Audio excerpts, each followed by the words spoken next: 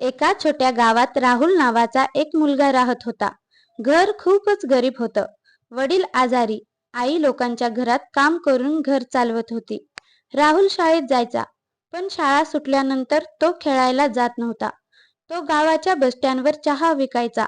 हो, फक्त 14 वर्षाचा होता आणि आधीच आयुष्याशी लढत होता.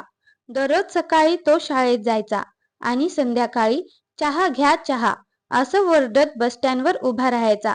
लोक त्याला ओळखू लागले होते, राहुल चहावाला मुलगा. एक दिवस शाळेत सरांनी सगळ्यांना मुलांना विचारलं, मोठं होऊन काय बनायचं आहे? कोणी डॉक्टर म्हणालं, कोणी इंजिनियर. आणि जेव्हा राहुलची वेळ आली, तो हळू आवाजात म्हणाला, सर, मला अधिकारी बनायचं आहे. संपूर्ण वर्ग हसू लागलं. कोणीतरी म्हणालं, अरे आधी चहा नीट विकायला शिक, अधिकारी नंतर हो. राहुल शांत उभा राहिला.